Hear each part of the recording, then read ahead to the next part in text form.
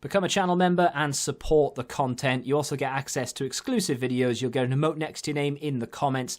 The link for that can be found next to the subscribe button or in the description. And if you'd rather get your coins direct rather than roll the dice with FIFA points, head to u7buy.com and at checkout use the code TVM for a discount. The link can be found down below. What is going on, guys? Tim here. Welcome back to a brand new player review. It is the objective moments Tonali.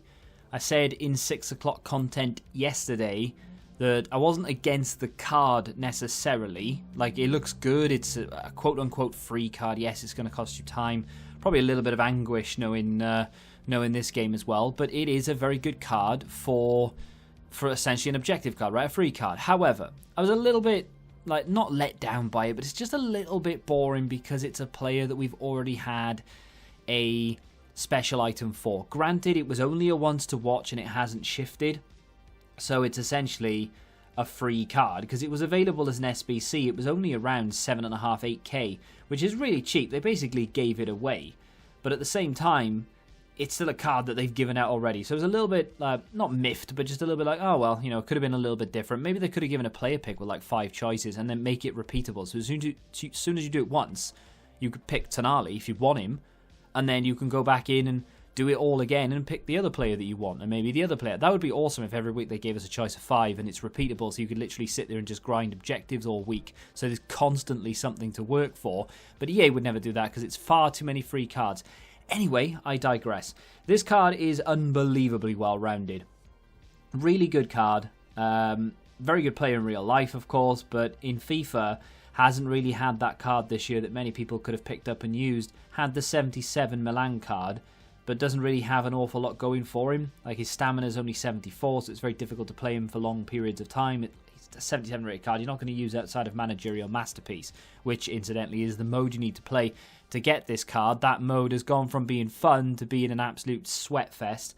But it is what it is. 3-star skills, 4-star weak foot, high defensive work rate. Like I said, very well rounded. 80s everywhere across the board, apart from finishing, positioning, volleys, penalties, and jumping. Literally every other stat is 80 plus.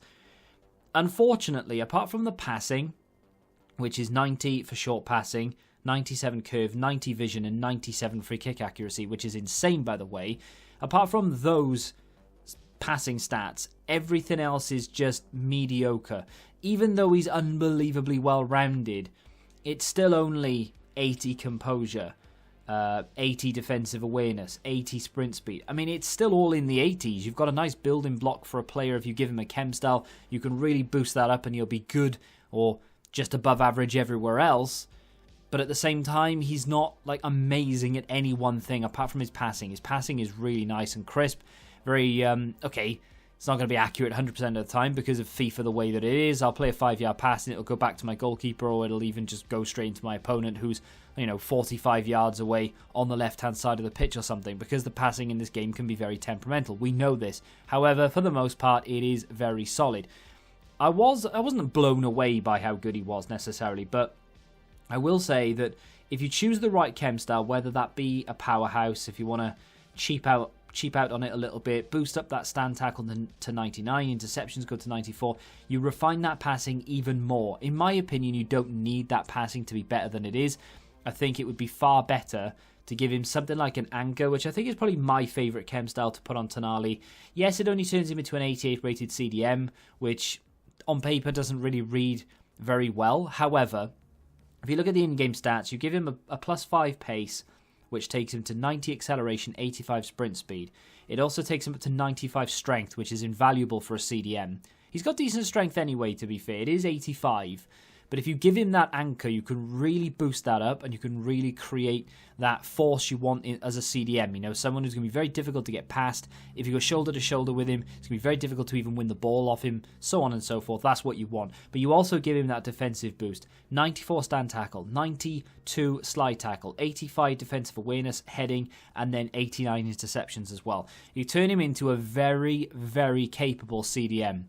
The only downside to that, of course, is that you're not really boosting up that ball control, the composure and the reactions and the agility. So even though you are giving him a little bit of pace, he's not going to feel super fast. If that's something that bothers you, of course, you do have that other option of a shadow. The problem with that, of course, is you don't get the strength boost. Swings and roundabouts at the end of the day. You're going to have to try and find that middle ground, that happy medium where you're happy to place it. Do you want him to be a little bit slower in mobility, but very, very strong and very capable at defending?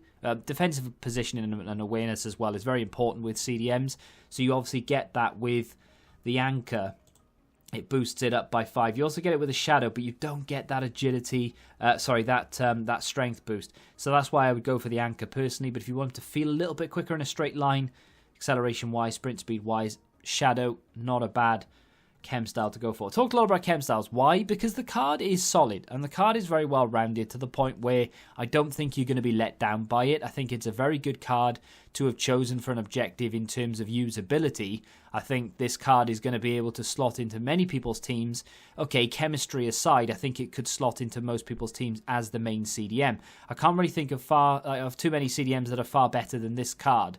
You know, you've got your Kantes, of course. Many people would prefer to use Kante over Tonali. Myself included, actually. The 89 Kante is probably better. Well, not probably. I think he is better for me personally, at least. Feels a little bit quicker, a little bit more agile than this Tonali feels. But Tonali just adds a little something extra. You know, you can drive forward with this card. You can look to run into the opposing half and maybe play a killer ball. If you do get into a position where you can take a long shot, it's not going to be completely unfeasible for him to actually score that. 86 long shots with 92 shot power. It's a very nice stat.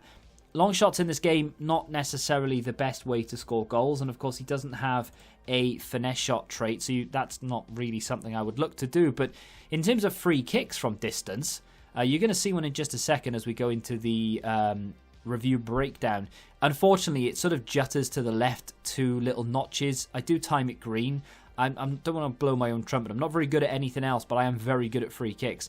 I would have scored that. I have absolutely no doubt in my mind had it not jolted over to the left twice. It might have been my fault that it happened, but either way, I don't think it would have been saved by the goalkeeper as easily as it was had I not managed to sort of have it jolted over to the left. His free kicks are very, very good, and you can hit them well as long as you can time it green.